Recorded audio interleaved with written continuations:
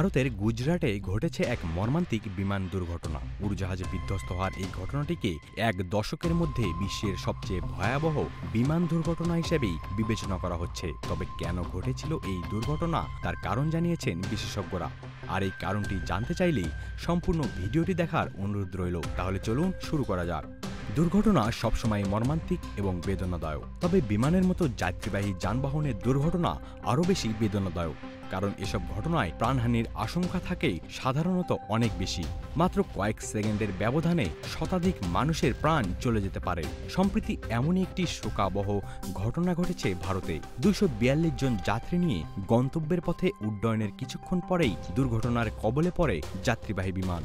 আহমেদাবাদ বিমানবন্দর থেকে লন্ডনগামী উড়োজাহাজটি উড্ডয়নের কিছুক্ষণ পরেই কাছের একটি আবাসিক এলাকায় বিধ্বস্ত হয়। এই ঘটনার সর্বশেষ তথ্য অনুযায়ী বিমানে থাকা যাত্রী বা চালকের আর কেউই বেঁচে নেই।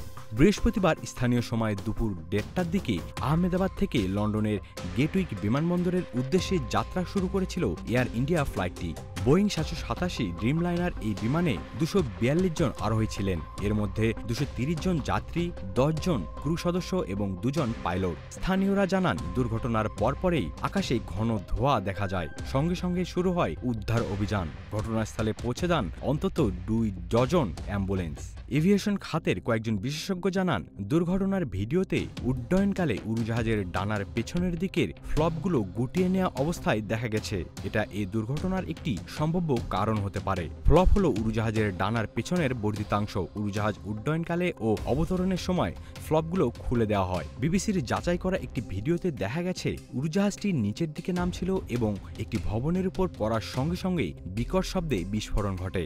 এভিয়েশন বিশেষজ্ঞ জিওফ্রে টমাস বিবিসিকে বলেন, আমি যখন এটা দেখেছিলাম তখনও উড়োজাহাজের নিচের চাকা খোলা ছিল আর ফ্লপগুলো গুটানো ছিল, যদিও তা অতটা স্পষ্ট ছিল না।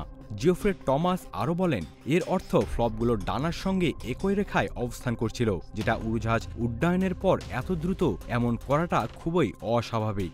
বাংলাদেশের captain Mohammad Yunus, Qatar Airways ও বাংলাদেশ বিমানের সাবেক বৈমানিক বলেন, উড়োজাহাজটি যুক্তরাজ্যের গ্যাটউইক বিমানবন্দরের উদ্দেশ্যে উড্ডয়ন করার আগে ফুল লোড ছিল, অর্থাৎ 242 জন আরোহী, তাদের মালামাল ছাড়াও অন্তত 60 টন জ্বালানি তেল ছিল। এরকম অবস্থায় উড়োজাহাজটি টেক অফের সময় ডানার ফ্লপগুলো বন্ধ থাকলে প্লেনটি উড়ে বেশি দূর যাওয়ার সম্ভাবনা কম থাকে। তিনি বলেন, তারা খোঁজ খবর করে যতটুকু জানতে পেরেছেন, ওই ফ্লাইটের ক্যাপ্টেন একজন অভিজ্ঞ পাইলট ছিলেন, যিনি ইনস্ট্রাক্টরও। তবে কো পাইলট অনেকটাই নাবিশ বৈমানিক ছিলেন। তাই এই দুর্ঘটনার ক্ষেত্রে কতটা হিউম্যান এরর আর কতটা যান্ত্রিক ত্রুটি থাকতে পারে তা পরবর্তী সময়ে তদন্ত সাপেক্ষে স্পষ্ট হওয়া যাবে। এছাড়া এখনও হতাহতদের কোনো নামের তালিকা প্রকাশও সম্ভব হয়নি।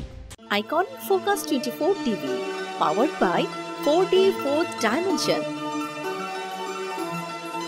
আমাদের চ্যানেলটি সাবস্ক্রাইব করে আমাদের সাথে থাকুন।